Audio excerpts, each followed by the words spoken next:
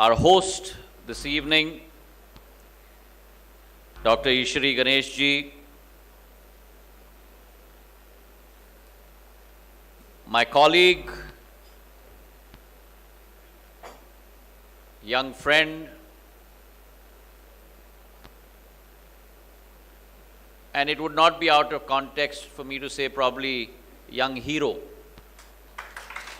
You know who I'm talking about. Annamalai ji, seated on the dais, Dr. Shriman Narayan Sahib,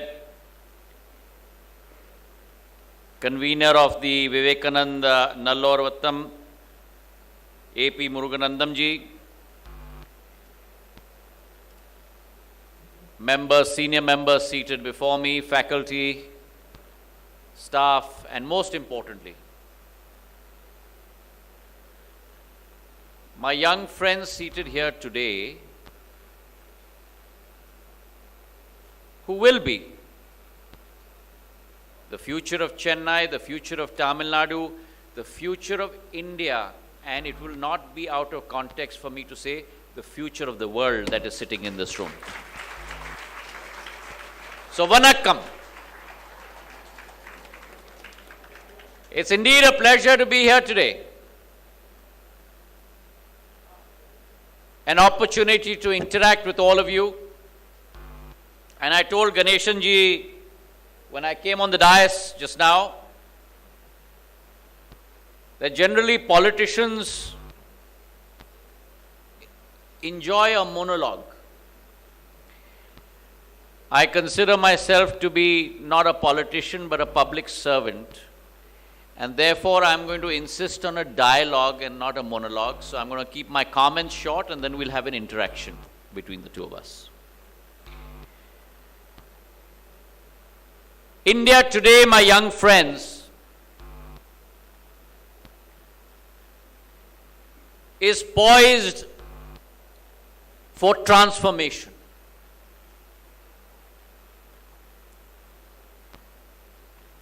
Her journey over the last many thousands of years, Bharat Mata or India as we know her, she has always been at the forefront of contribution to the cause of mankind.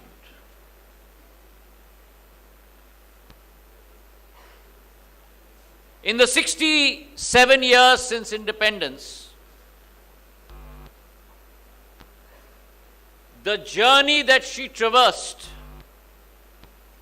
was given a new fillip, a new impetus, a new sense of urgency, a sense of purpose by the true Janasevak of India in the form of Prime Minister Narendra Modi.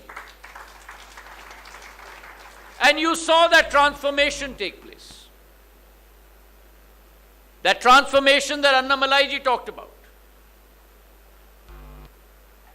Across parameters from infrastructure, whether it is roads or whether it is airports or whether it is railways, parameters of inclusivity with the Ujjwala Yojana, the Pradhan Mantri Awas Yojana, our Nari Shakti with the self-help groups, the paradigm shift with the youth, the India that had gone through a brain drain for 66 years, in the next last 7 to 9 years, India has gone through a brain gain across the world. And the Prime Minister's resolve to unite all of India, not only domestically, not only the 1.35 billion people that represent her power, but also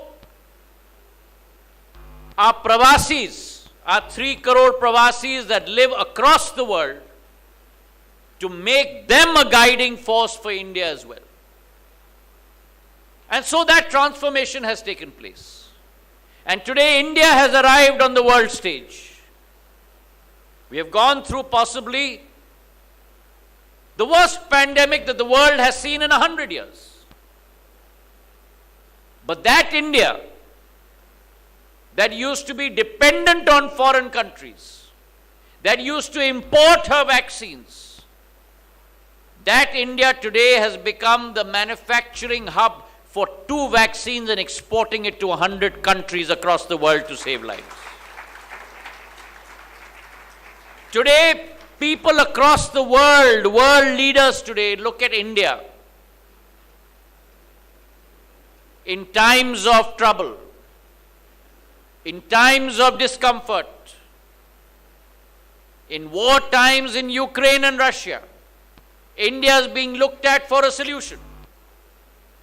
The Prime Minister sent 5 of us cabinet ministers to safely bring back 23,000 students from Ukraine and Russia. And those countries even stopped the war in between to ensure safe passage for our students so that we could bring them back safely. That is the transformation. And today, as we celebrate our Amrit Kal, Azadi Ka Amrit Mahotsav, 75 years of independence, India is poised for that resurgence.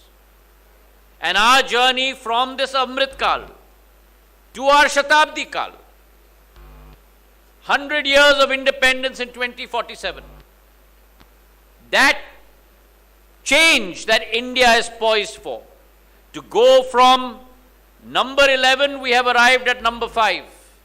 From number 5, by 2030, we will displace Germany and Japan and become the 3rd largest economic power in the world. And it should be our common goal that by 2047, India becomes the economic powerhouse of the world. But if that is to be our goal,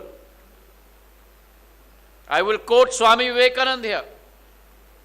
Swami Vivekananda had said, "My hope for the future lies in the youths of character, the youths of intelligence, the youths of renouncing all for the service of others and obedient, good to themselves and the country at large." Unquote. That paradigm of change across the world in any country, across the world in any society, if it has come about, it has come about because of youth power represented by all of you sitting here today. And India has a reservoir of that youth power. 70% of India today is below the age of 35. We are talking about 90 crore youth power. 90 crore youth power, meaning 3 times the population of the United States of America, 2 times the population of a combined Europe. That is the human resource potential that my youth in Bharat represent for the world. And that leadership, that change will come from all of you. My only words of advice to all of you, as you stand on this cusp of change, having been a youth myself many, many years ago, unlike Annamalaiji, who's still a youth, my only words of advice to you, always try something new. Do not be afraid of change. Change is the only constant in the world. Embrace change. Be a part of that change. Make sure that along with that change, you take up challenges. Always try and work outside your comfort zone. All of you today are in Vels College, pursuing different degrees. Some in marine engineering, some in aviation, some in other faculties. it is as important for you to understand and realize and acknowledge what is it that you are passionate about, as important it is for you to realize and understand what is it that you are not passionate about. And therefore in life, always experiment. Always try something new. Because all these experiences along your years of youth will all be arrows that you will keep in your quiver. And life has a way of dealing cards. You never know which is the arrow that you will have to use in your bow to make sure that you arrive at the target. So gather those experiences as you go along. Make sure that you try different fields, experience different environments. And finally, there are 2 words of advice that I'd like to leave with all of you youngsters. The first is always remember, as important as leadership is, it is as important to build your team. Always remember that when you emerge victorious, you're only as strong as the weakest link in your chain. Build the resources and the strengths of your team. Always keep compassion with yourself. There's a simple rule in life that I've always kept very close to my heart. For me, marriages are always optional, but funerals are mandatory. Always be there for people in their time of need. When there's a happy situation, you will find many people at a party. But it's important to be there when people need you. Have a spirit of compassion. And finally, when I was at Stanford Business School, I had the good fortune of being taught by the founder of Intel. Have you all heard of the company Intel? How many of you have you ever heard of the company of Intel? Raise your hands. Okay, so that's the chip that goes into computers, right? His name was Andy Grove. So he taught us a course on breakthrough transformation.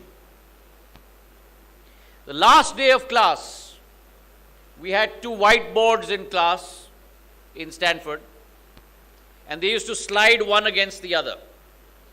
So when we walked in, he said, "This is the last day of class.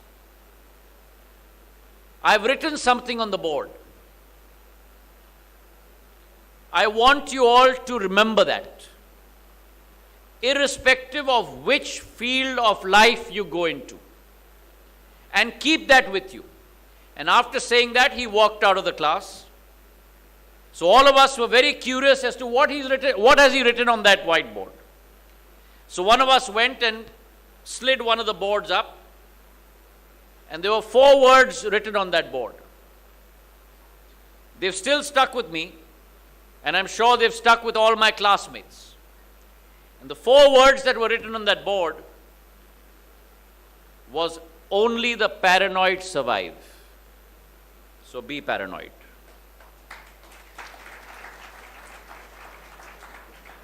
Wake up in the morning thinking, what is it that you can do different during the day? When you go to bed at night, make sure that you've been able to cover all the bases that you were supposed to cover during the day. And if you're paranoid, if you're committed, if you have compassion, if you have the capability to build a team, success will be knocking at your doorstep. The final words of advice I'd like to leave you with is, all of us live a very, very busy life. You live a very, very busy life in college. Building relationships is important. But most importantly, be honest to yourself. Be honest to the people that you care for.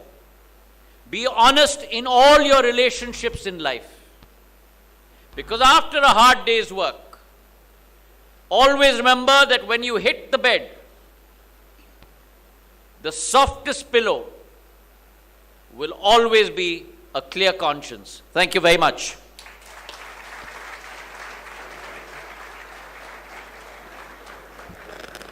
Thank you, sir. Thank you, sir. We are really honored, and definitely we would raise up to the level which you have marked for us. That's not the end of my yeah, conversation. part So is now I'm going to have a please. conversation. Yeah, So does anyone have any questions, any comments, any queries? The one thing I want you to do is, if you have any questions or queries or comments, when you put your hand up, please take your name. What is it that you do? And what is your ambition in life? So if anyone has questions, first can you put up your hand and then I'll point to you. Go ahead. Good evening, sir. I'm Anuj Velani from Maharashtra. I'm pursuing BSc Aeronautical Science third year. And what do you want to do in life? In life, I want to become a pilot. So my question is... You want to do something more than just becoming a pilot. Okay? Remember this, that you have to identify what your means are and what your end is. Being a pilot is a means. There has to be a cause that will lead you to. So what is your passion?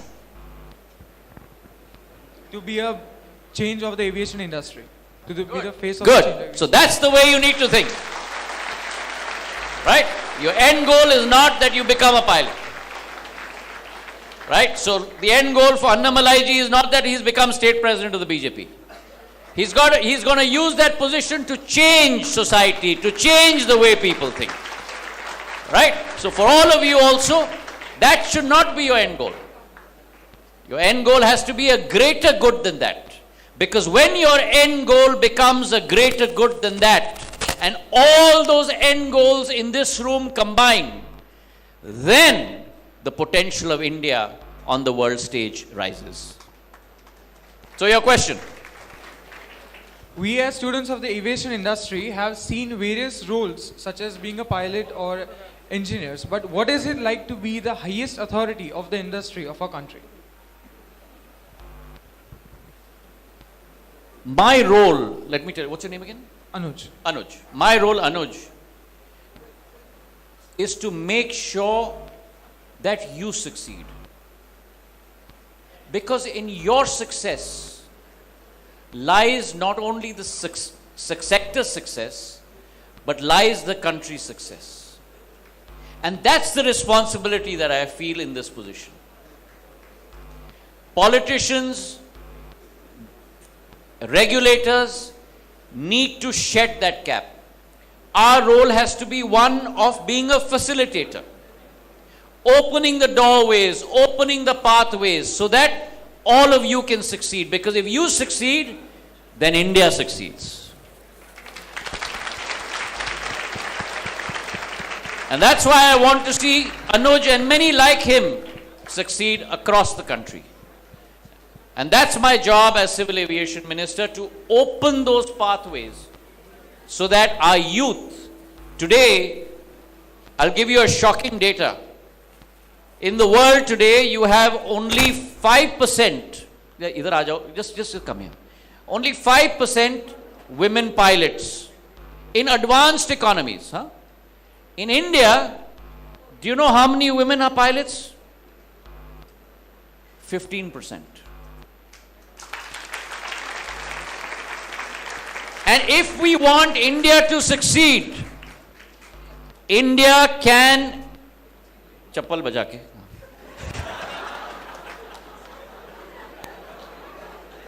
lose everything else but not your chappal. And if we want India to succeed, that power is going to come from India's Matra Shakti. If you and I think that India will succeed based on only 50% of its population, it's not going to happen. And therefore the cause of women empowerment, Therefore, the cause of women contributing to the cause of nation building is paramount in India. And that what gives me great pleasure in seeing the number of my young friends here who are ladies who will lead India to that promised land. Thank you so much, sir. Thank you, Anuj.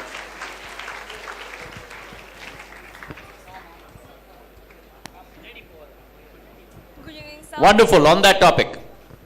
Sir, I am Soumyanitra Datta from Tripura. I'm studying in BSc Aeronautical Science second year. So my question for you is, India, No, you haven't told me what you want to become. sir, I want to be a pilot. Why do you want to be a pilot? You must keep asking yourself the question why. In life, always remember, ask yourself the question why. It's very easy to answer the question what. But when you come to the what, ask yourself the question why. Because when you are able to answer the question why, that is when you will find your true purpose in life. So why? So being a pilot has always been my passion. So I think if I be a pilot, I will be able to contribute my best in the industry. Now your question. Netra. Yeah. So my question for you is, India is expected to be the third largest aviation industry in the coming 10 years, with the passengers movement being the contributing factor. Can you please share with us in what way it is going to be beneficial for the young aspirants like us? Wonderful. Great question. So if you, Netra's question is that if you look at the macro numbers of the growth potential of India's aviation market, what does it mean for the youth of our country? Right? So first of all, Netra, we are today the third largest domestic aviation market. If you combine domestic and international totally, we are the seventh largest aviation market in the world. Let me just give you a glimpse of where we are. In 2013-14, we had a total of close to about 65-70 million passengers traveling per year. We are today at 144 million. Add to that 60 million international passengers. So that takes your number to 200 million. In the next 5 to 7 years, that number of 200 million is going to grow to 400 million passengers. That's the delta. That's the change that you're going to look at in terms of a growth potential in India. So what does that mean? I talked about airport infrastructure. The fact that in 67 years of India's independence, we had only 74 airports. In the last 8.5 years, under Prime Minister Narendra Modi, we built an additional 73, taking us to 147. The 148th airport will be inaugurated this month by Prime Minister Modi, doubling it in another 8 years. That's the growth in airport infrastructure. Similarly, with regard to plane fleet size, in 2013-14, we had less than 400 aircraft in our country. Today, we have upwards of 700 aircraft in our country. We are going to grow at 125 aircrafts per year, which means in another 5 to 6 years, India will come close to 1,500 aircrafts in our country. So what does that mean for Netra? What is the opportunity for Netra based on this analysis that I've just done? The opportunity is that as airports grow in our country, in Chennai, we're just growing from 23 million throughput in the Chennai airport to 35 million. First phase I will complete by March of this year, second phase by December of next year. So you're going to grow 60% in Chennai. When airports grow, when the fleet size grows, then you start implanting the civil aviation ecosystem in India. Till now, because we didn't have enough airports, we didn't have enough planes, we didn't need to train pilots. We didn't need that many engineers. But today, because the market is growing so quickly, we need new flying training organizations. We need more AME engineers. And with that growth coming in place, 35 FTOs today growing to 49 by the end of next year. MROs coming in place. You will require servicing of planes. Today, our planes go to Singapore, they go to Dubai to get serviced. The minute you cross 1,000 in terms of your fleet, those foreign majors will come and set up MROs here.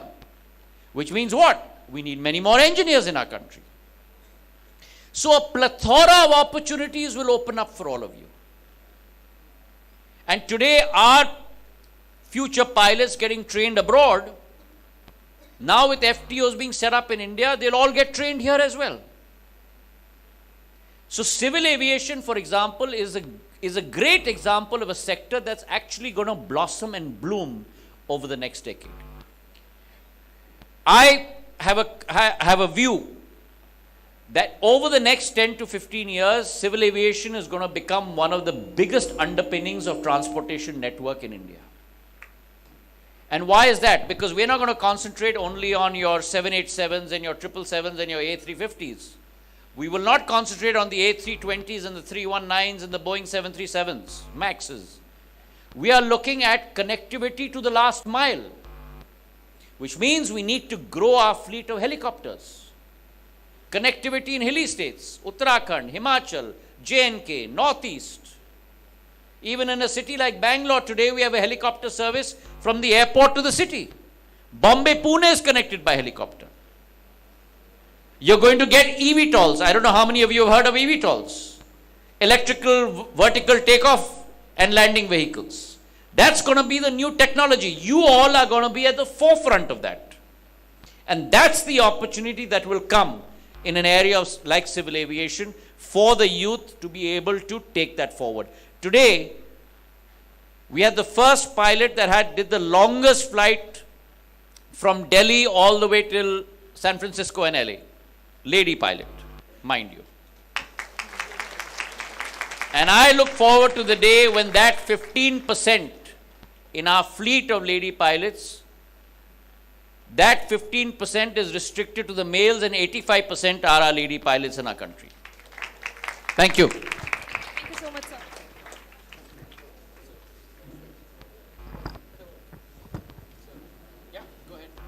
So my name is Manish Kumar Mishra. I am pursuing BE Marine Engineering and I am a final year student. I want to become a chief engineer and want to make people aware about this field and want to change the mentality of the people, because in small areas people are not even aware about this field. So my question is to you is that across our country 400 plus airstrikes are present. 400? 400 plus airstrikes were present when Britishers left our country. 400? Airstrikes. Airstrips, yeah. So over that, only 147, as you informed us, only 147 has been converted into operational airports. So we want to know that do our government has any plan to expand or to convert the airstrips into the operational airports? So this is my question to you. So good question. So the Manish, right? So Manish has asked about the penetration of airports. So yes, we have a reservoir of used and unused airstrips, but they have to be activated so as to make sure that they actually become bases to ferry passengers across airports, which is why we've come up with the Udan scheme. The Ude Desh Ke Aam Nagrik scheme looks to connect which airports? Not Chennai and Delhi, not Delhi and Bombay, not Kolkata and Hyderabad, not Hyderabad and Bangalore, but looks to connect formerly unserved or not fully served airports. And through the Udan scheme, again, visionary thinking of Prime Minister, in 2016 when we executed that and encapsulated that, through the Udan scheme in the last 6.5 years, we have built 73 airports because of the Udan scheme, because there's a viability gap funding involved in that. So when you fly from one unserved airport to the other, a certain number of seats the viability gap funding is given by the government of India so as to make that route economically viable for the airline to fly from point A to point B. And through that, 73 new locations have been developed and connected. Close to 1 crore 15 people in our country that possibly never could have imagined that they would fly have availed of this facility because the tickets are sold at 2,500 rupees for those VGF seats. Almost 2,15,000 flights have taken wing because of the Udan scheme. And what's most important to all of you, 3 new regional airlines have taken birth. In India, in the last 20 years, what have we heard about? Falana airline band ho raha hai, Jet band ho gaya, Kingfisher closed down, X closed down. For the first time in India after 20 years, you're seeing the birth of airlines. Akasa Air has taken birth. Fly Big has taken birth. India Air One, Cessna Grand Caravans has taken birth.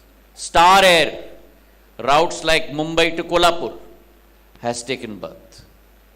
So you're seeing the spawning of new airlines happening. You're seeing the spawning of hitherto unconnected routes getting connected. And what we have done in the last bid of Udan 4.2 is we reserved it completely for helicopters, seaplanes, and small aircraft. No big aircraft. So we put out close to 184 routes, 16 for helicopters, 50 for seaplanes, and 118 for sub-20 seaters. So I just flagged off a Cessna Grand Caravan route from Jamshedpur to Kolkata.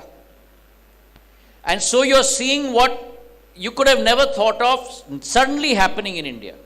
9-seaters, 19-seaters today taking wing. And that will lead to the proliferation of what Manish asked me. New airports, new sites that were not connected before. So our thrust is not only on international to domestic. Our thrust is not only creating large airports like Chennai, but our thrust is on last mile connectivity with helicopters, seaplanes and small planes and smaller airports across the country.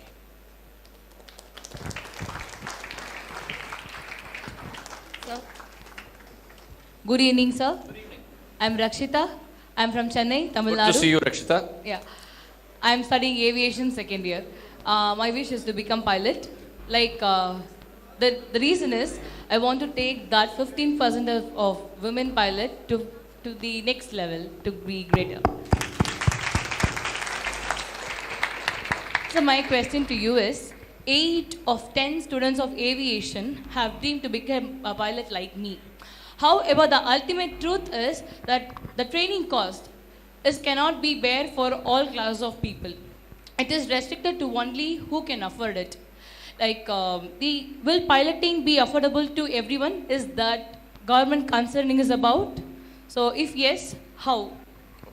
So good Rakshita. So good question by Rakshita. How do you take opportunities to the grassroots level? So let me give you an example. The first thing that you have to do is to make sure that you make that opportunity available across the length and breadth of the country. Until 6 or 7 years ago, flying training organizations were restricted only to big cities. Flying training organizations were restricted only to a select few. That democratization of FTOs has today happened. Today, we have gone from, in 13, 14, 20 flying training schools to 35, going to go to 49. Point 1. Point 2, when your number of airports expand, when your number of planes expand in the country, the demand for pilot increases. When the demand for pilots increase in the country, then the demand in terms of registering in an FTO also for training increases. And then what happens? You all will not remember this, but probably Annamalai ji will remember this, even though he's much younger than me.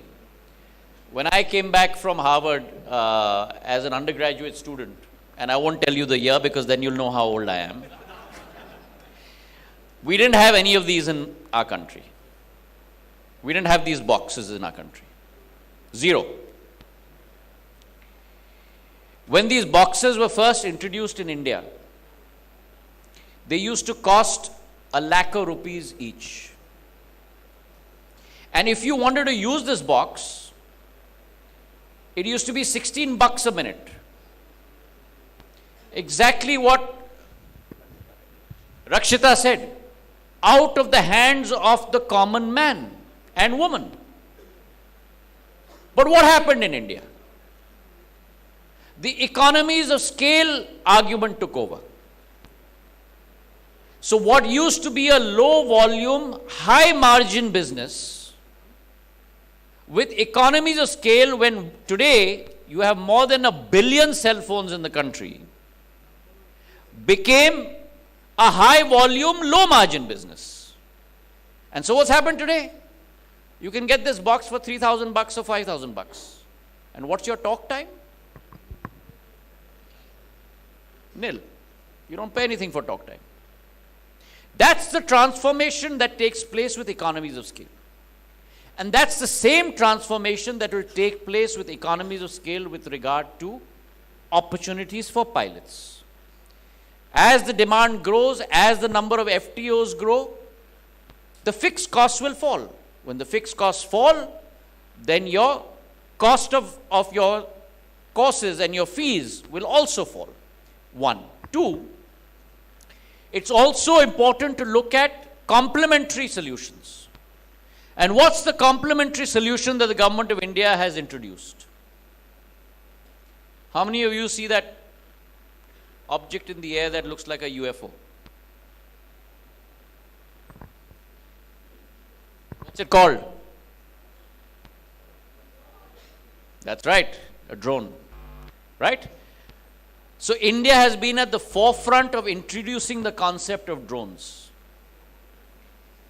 And drones, the policy has been identified by the government of India. A PLI scheme to incentivize the production of drones has been identified in India. And the demand has been created by government of India. Why? Because 15 line ministries have been instructed, do all your job using drones. So fertilizer you want to spray? Use drones. Cadastral survey of land you want to do? Use drones. Transporting medicines and blood bank you want to do? Use drones. So what does that mean? It increases the demand for drone pilots. And today, a 12th class or a 10th class passed boy or girl can go to a drone school, get a drone certification in 3 or 4 months, and immediately earn between 30 to 40,000 rupees a month. And we will have lakhs and lakhs and crores of drone pilots in our country in the coming years. Those are the kind of opportunities that are opening up for us. Thank you, sir.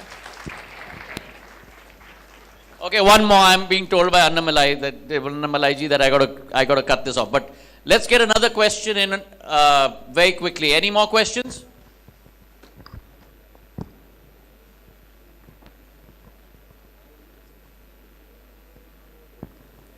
Good evening, sir. I'm Sridhar, pursuing BSc Nautical Science third year. I want to become a captain of a ship. Being a captain, I believe that I can take overall command and efficiently transport goods by sea. My question to you is, where do you see in next 15 years the Indian aviation industry? That's something that what's his name again? Sridhar. Sridhar. That's something, Sridhar, that I've already talked about a lot. What I would like to see, in conclusion, if I may say, as I mentioned to all of you, It's important for you all to pursue a degree. It's important for you all to get a qualification. But I think it's extremely important for you all to think beyond that. And as I mentioned in conclusion, I'm going to keep telling you all. Think of what you want to do. But more importantly, think of why you want to do it. And finally, if the answer of why is going to be because I'm going to get a good salary, that's the wrong answer.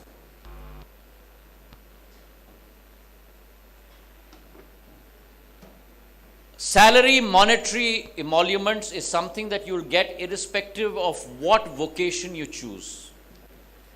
But find what is it that you're passionate about. Because if you get up in the morning raring to go to work,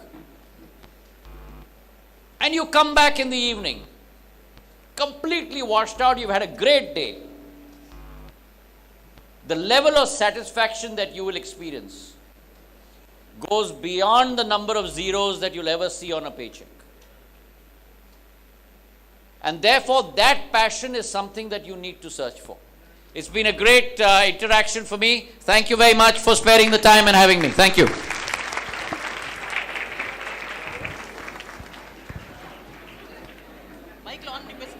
Sir, Annamalai sir, sir, sir, sir, Annamalai sir, sir, doubt.